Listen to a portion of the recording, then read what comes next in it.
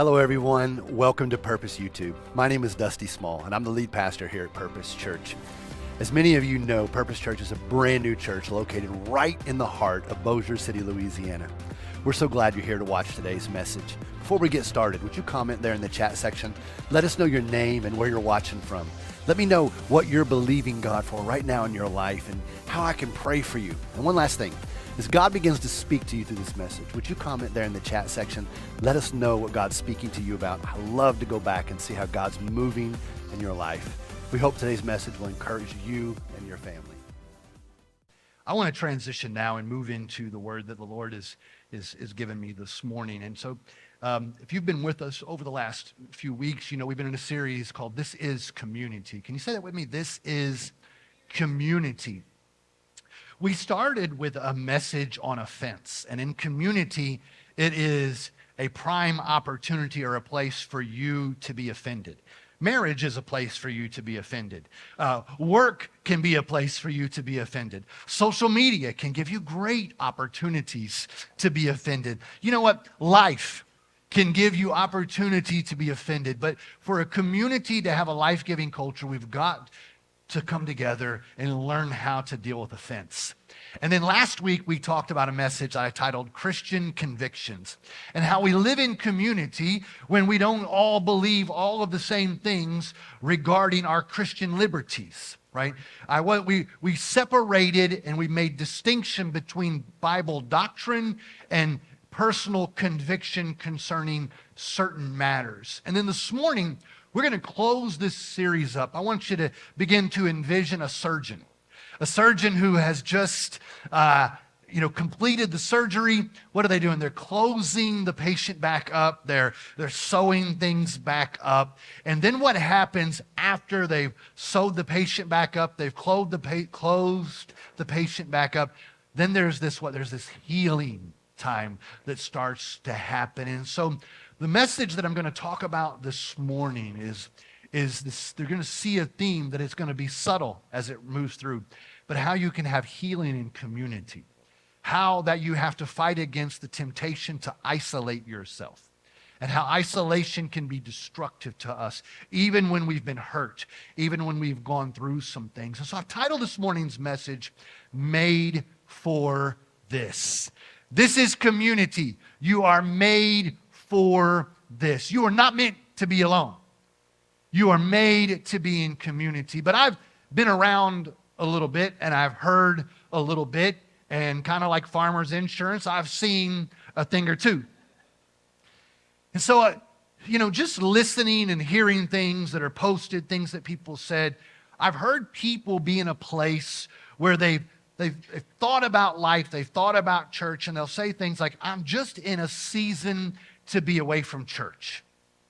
I'm just in a season. God's calling me to be alone and just spend time with Him. He's calling me out of the community, and He just wants me to be alone with Him. I've got a personal relationship with God. I've got my Bible. I can watch a sermon online. I really just don't need to be in that environment. It's toxic. It's unhealthy for me right now. I really don't need any more drama. But what happens when that calling away, maybe for a season to deal with some personal things, starts to turn into many months, or it starts to turn into years? Right? That's been part of your story, some of your stories, right? You were away for a lengthy amount of time, and then you thought you saw something through our social media pages or one of the sermons that you might have saw online, and you're like, maybe I need to get back in church again. And so I'm setting this up this morning to tell you that community is more than Sundays. You can attend a church on Sunday and still not be a part of the community. You can be in a crowded room and still be lonely. And so just attending church on Sunday is not really being a part of the community. You need to immerse yourself to really get the experience. It's one thing to walk up in the pool and dip your toes in. It's another thing to jump off the high dive into the deep end.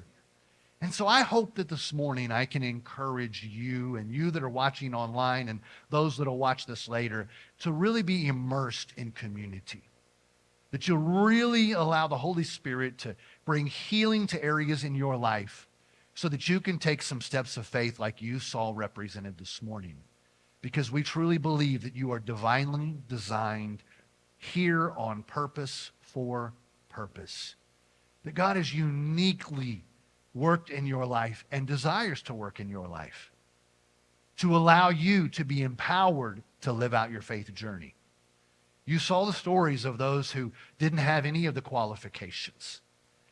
I was telling Precious this the other day when it comes to it, and it's the old cliche that we've said all the time, that God doesn't call the equipped, but what's he do? He equips the called. And I was just reminding her that God called her to this.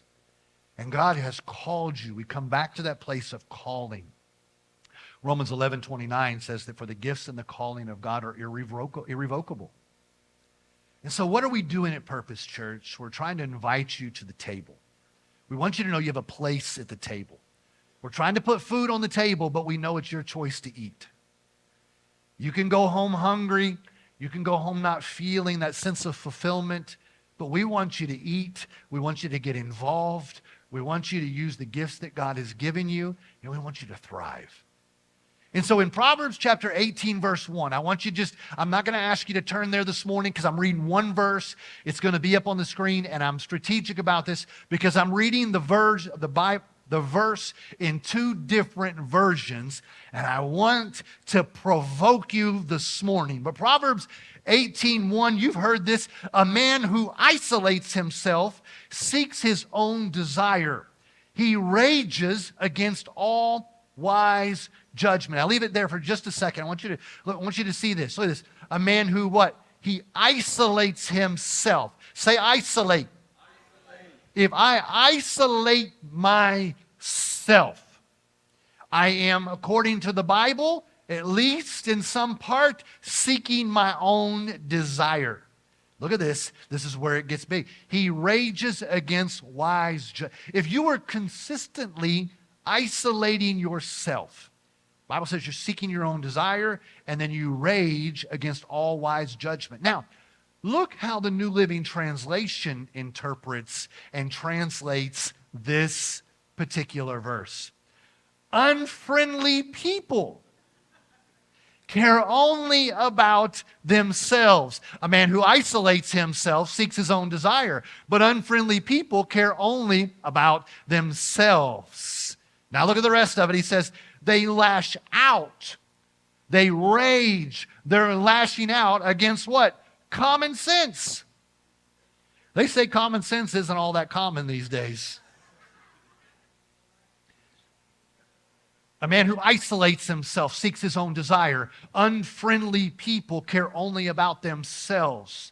They rage against wise judgment. They lash out at. They're aggressive toward common sense. And what is interesting in our text, it's a provoking thought to me here, is the correlation between isolation and unfriendliness. The correlation between when I start to isolate myself, when I pull back, when I don't want to be around anybody, and being unfriendly. I want you to catch that. I want you to get that into your mind this morning, because the longer you isolate yourself from others in community, you become unfriendly and care only about yourself. The more you pull back from what you were made for, you become more unfriendly, and you don't even know it.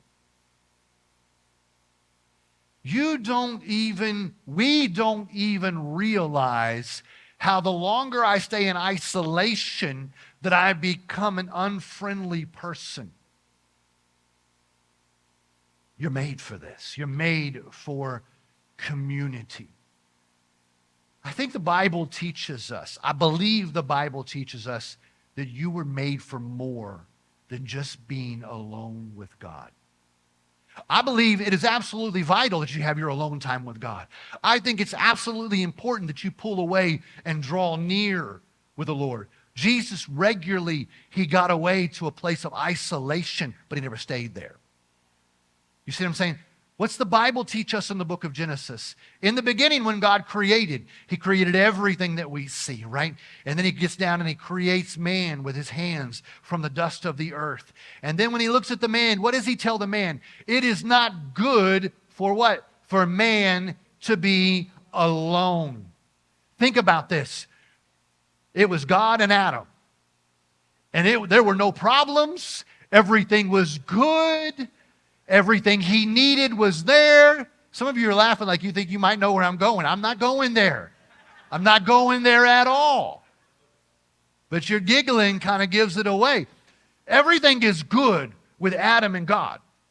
I mean, they're having party after party, naming everything. You know, God's got it walking through, and it's kind of like an auctioneer is coming through. We're calling this one cow. We're calling this one cat. We're calling this one dog. We're calling this Tyrannosaurus Rex. They're naming all kinds of stuff. So, okay, I'm tired of animals. Let's move over to the plants.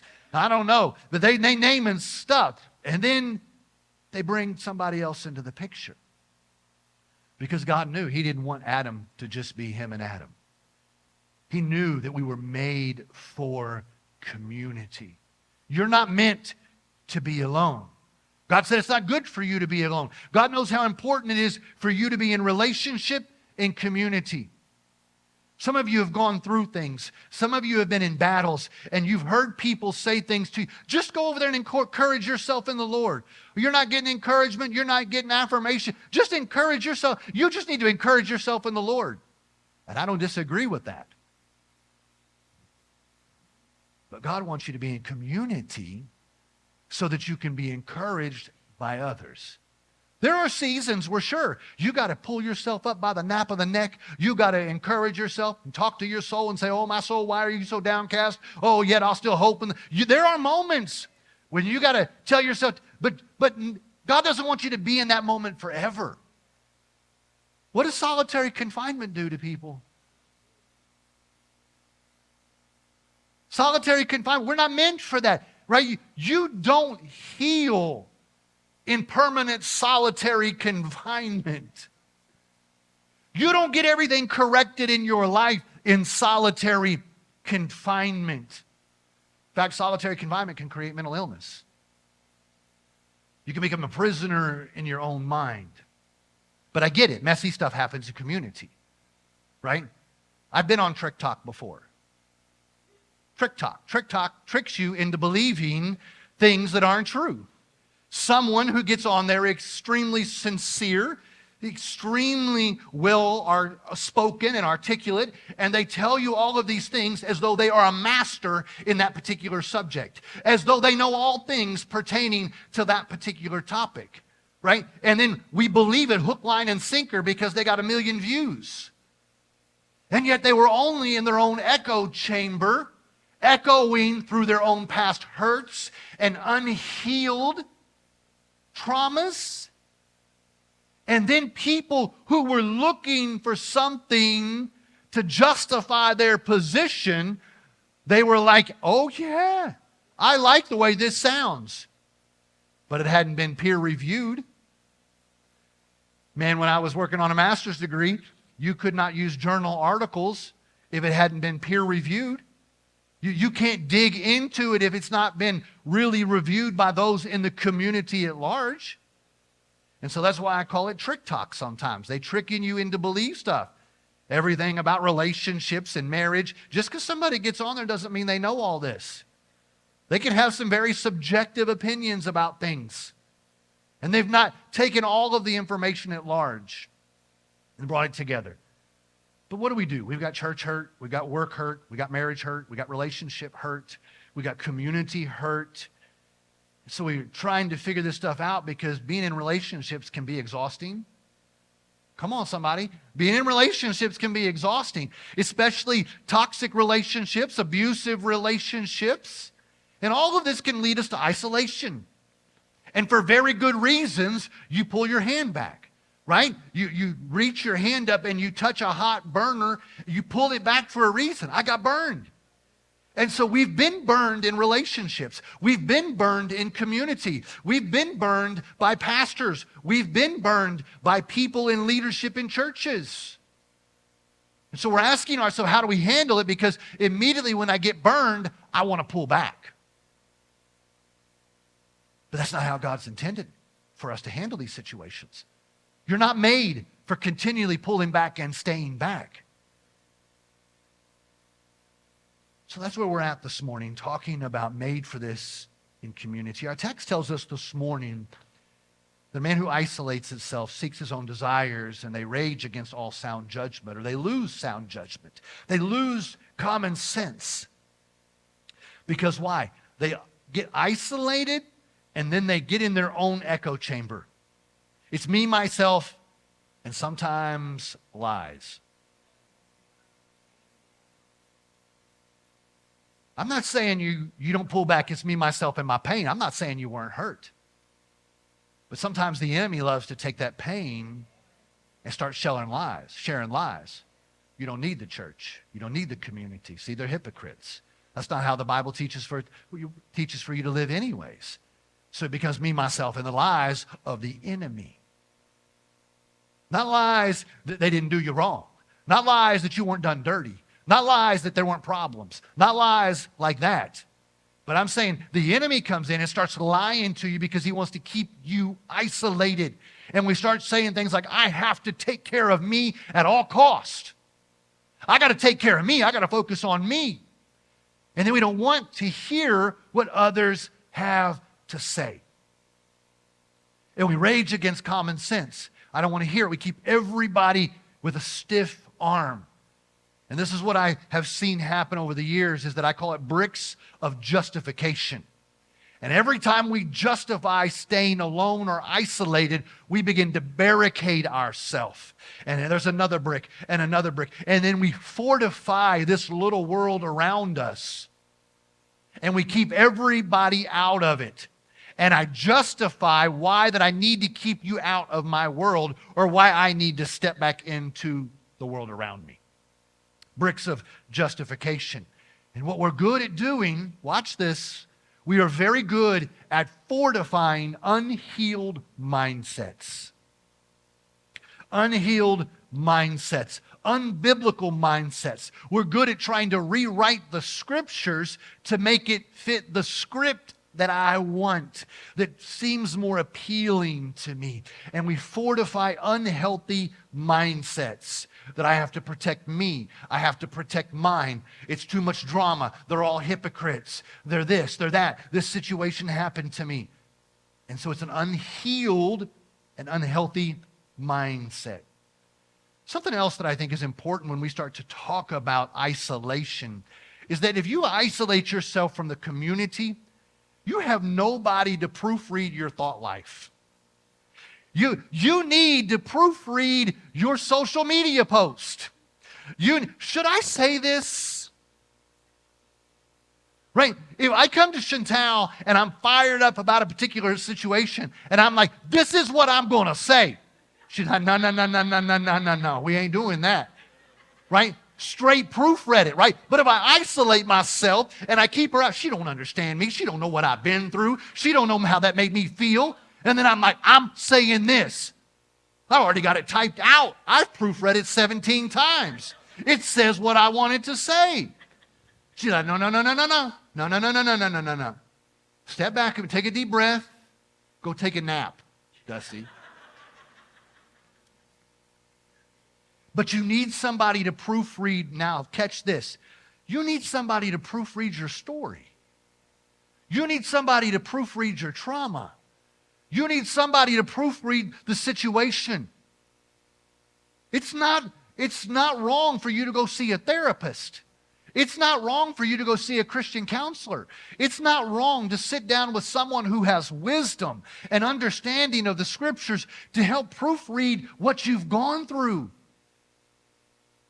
Because sometimes I tell myself the story so many times that I just begin to story tell, and I create the story as I feel like it went, but maybe it didn't go that way. Maybe somebody didn't mean it like I thought they meant it, and I need somebody to proofread things. Is that really what this paragraph to say, Dusty? Right? Kendra has somebody proofread her essays, proofread her papers. Somebody needs to proofread your story, proofread your responses. If you're left alone, things you think sound okay may not sound okay. It's good to have somebody step in and say, hold up, you need to rethink that. You need to rethink that. Proverbs 27:6 says this, wounds from a sincere friend are better than many kisses from an enemy. She is definitely my best friend. But there are things that she says to me sometimes that might wound me a little bit. Because sometimes, believe it or not, I might be sensitive sometimes. And she's not going to say everything that I want to hear. And there's been times where, in an adult kind of way, I've walked off and thrown my little pity party. Like, just give her the silent ear, right? And believe it or not, as holy as she is, she's done the same thing to me. But we're proofreading the stories, right? And what might seem like, just because I didn't get what I wanted, or she didn't just agree with me, wounds from a sincere friend, right? We're not trying to hurt you, but we're not also going to be the yes man or the yes woman to everything, because sometimes you still need to be told, no, that's not okay. Wounds from a sincere friend are better than many kisses from an enemy. But trauma and life pressures can lead to isolation. And hear this. I need the listening ears on right here. Are you healed or just isolated from the people that trigger you? Are you healed or just isolated from the people that trigger you? Because isolation doesn't mean you're healed. You're just not around the people that trigger you anymore. And so that's when you start fortifying the unhealed and unhealthy mindsets, because you just push everybody out and you really never receive healing. But there's healing in community. Let me ask it like this. Are you letting past situations live rent-free in your mind? Or are you healed from them? I mean, healed. You let it go, you're moving on. See, in community is where you can receive empathy and compassion. It's where people can come help me take responsibility for what happened in my life. We're not telling you that you're the reason it happened, although it might be. We're not saying that it's your fault. We're not saying you're to blame, but we're saying now that it's happened, only I can take responsibility for what happened. And you have people that come alongside you, empathetic, compassionate, and they help you walk through the things that you need to get healing from, instead of isolating from the community. They help you discern when it's time to change, time to shift, time to pivot, because there will be times where you need to get up out of that situation. But good people around you can help you discern those moments. When you isolate yourselves from community, you miss out on opportunities. Opportunities for deep healing. So much that happens in community is when we need to be healed is that you need to be seen. You do. You need to be seen. You need to be affirmed, right? You need to be embraced. Because when you are seen, when you're affirmed, you understand that you matter and people actually care. Yeah, people actually care about you. And so if we can create the right culture here, which we're doing, you can have a place to receive these kind of things. Proverbs 27:9 says, the heartfelt counsel of a friend is as sweet as perfume and incense. I can remember when Chantal and I were going through some of the deepest and darkest moments of our life, and we felt like we were isolated on an island. And so there were moments when we were going through the pain and the challenges and the struggles that it was just she and I and a group of wise counsel around us. And so even though I had to continue to go step into that situation all the time, I had leadership around me that was helping me to navigate through it, helping me to handle it so I could continue to keep my heart as pure as I possibly could in the moment of being wounded and having that wound continually opened again and again and again. And had we walked out, had we just said, you know what, we're done with pastoral ministry. If that's the way church ministry is supposed to go, we'll just go find a church to be a part of. If this is the way people treat pastors, we're just done with it. And then you know what the Lord revealed to me this week is that had we just said no, there'd be no Purpose Church, of course. But then something happened at Pastoral Appreciation last year that y'all put together this little book of letters to your pastor affirming us, sharing words of appreciation. And it says we love our pastor. Each one, just story after story, handwritten, some typed out. But what were you doing? You were loving on us. And it was when we leaned back into community and we just trusted the Lord that we saw this happen. You miss out on an opportunity in isolation for comfort. You miss out on an opportunity for you to reach that life-giving, a safe place for you to heal, a life-giving culture, a place for you to process, a place for you to reflect. You have real-time needs. Look, I'm not against you watching and following certain pastors online, but I want to know something. In your real-time need, can you call the pastor?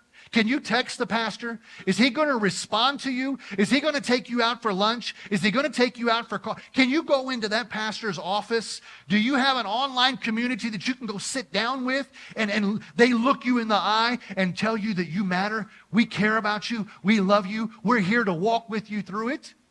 Not against the online, but you've got real-time needs.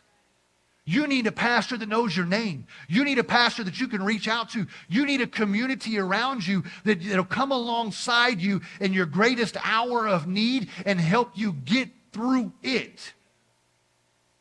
2 Corinthians chapter 1, verse 4 says, he comforts us in all our troubles so that we can comfort others. When they are troubled, we will be able to what? Give them the same comfort that God has given us. Last thing that I want to share here before we bring this to a close, that you miss out on an opportunity to be inspired. See, community is a place that you can be encouraged, a place that you can be challenged, a place that you can be protected, a place that you can be corrected, a place that you can grow. One of the things that we have in our relationship is we talk about areas of growth. How do we grow? You know, what's going on in our life about that way? We work through matters like this in community. Proverbs chapter 27, verse 17 says this, as iron sharpens iron, so a friend sharpens a friend. You miss out on real-time inspiration.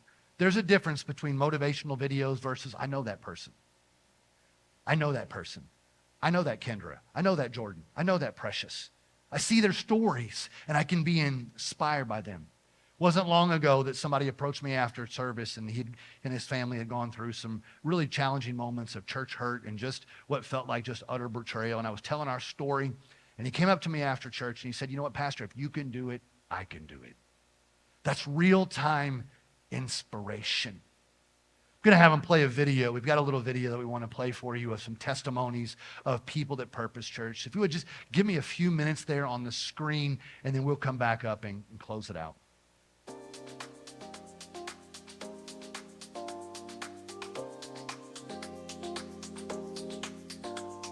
My name is Glenn Artist. This is Sarah Artist. Hey everyone, I'm Saderic. And I'm Erica. We are the Smith family. And we started coming here in July of last year. We've been attending Purpose Church for over a year and 1 month.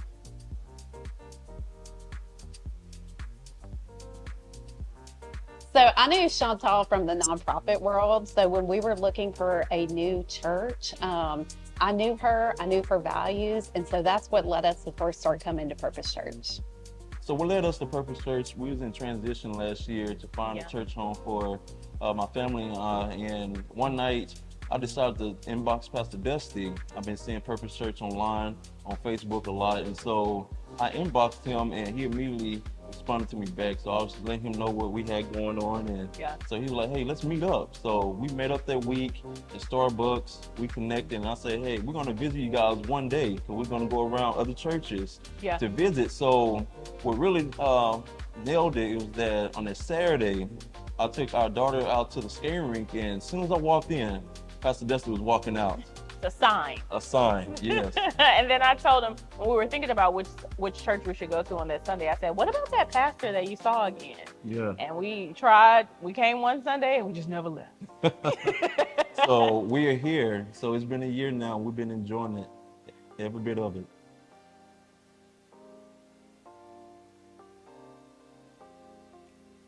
It's really impacted us in a great way. We found a sense of community.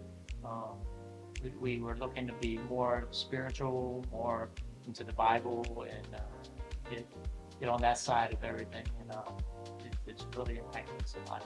It's made us grow closer to Jesus and ourselves. So being a part of Purpose Church, the impact that it's had on our family has been honestly life-changing. The way that our children light up when it's time to go to church on Sunday, I mean, it makes my heart so full. And just knowing that we're a part of a growing ministry where the Lord is definitely present every Sunday, but even outside of Sunday, because just being able to have connections and relationships with everyone here, it has absolutely impacted us in the best way possible. Yes, most definitely.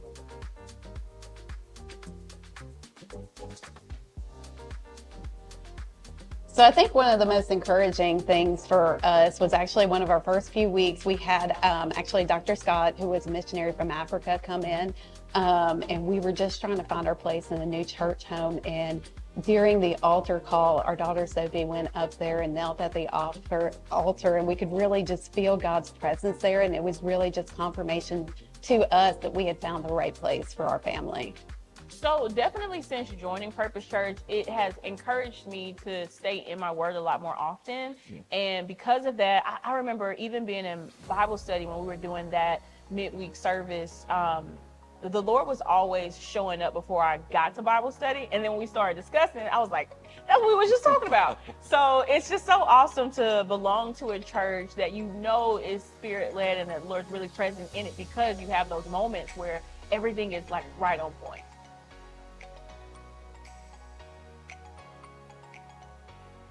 So I'm a little biased on this question. So my favorite memory has obviously been Thanksgiving at the Mission. So we had only been going to the church for about 3 months when I had approached Pastor Dusty and Pastor Chantal with the idea of coming to the Mission to help with our Thanksgiving outreach. And I was a little bit nervous coming in, but I was just so overwhelmed with gratitude at the outpouring of our church family. And again, it was just confirmation that we had chosen the right place to plant ourselves and be a part of this community. Okay, by far the most fun memory that we've made since being at Purpose Church is when we had the s'mores outside. That was our kids' first time making s'mores. It's actually my first time making s'mores too. So I had always wanted to do that, and I thought that was so cool that we were able to experience that as a family together for the first time. So Pastor Dusty and Pastor Chantal, I need y'all to do something. I need you to turn around and look at the audience, look at the congregation.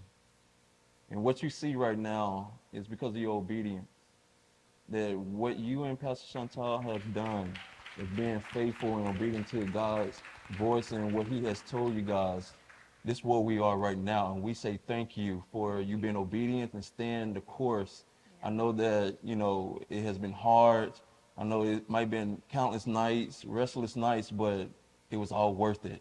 So we just want to say thank you for following the vision, and that we're here now, that we are here to be vision runners, and hey, we are here to do ministry and build a community, and we love Purpose Church because we have found our place, our people, and our purpose. So we're here, Purpose Church.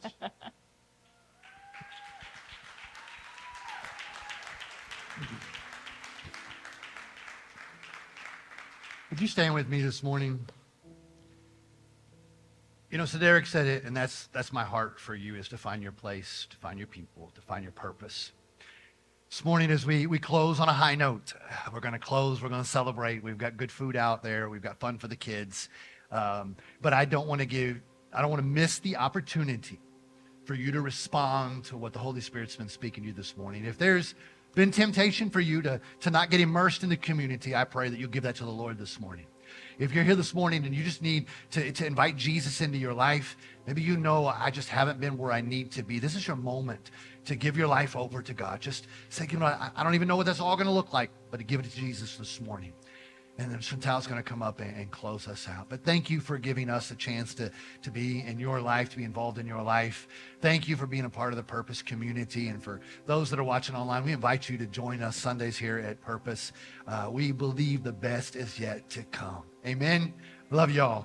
Thank you for watching Purpose Church YouTube channel. Before you go, would you hit the like and subscribe button to stay up on what's happening at Purpose Church? And make sure to share today's message with your friends and your family. If you'd like to support the ministries of Purpose Church, you can click the link in the comment section. And make sure to join us live on Sundays at 10:30 a.m.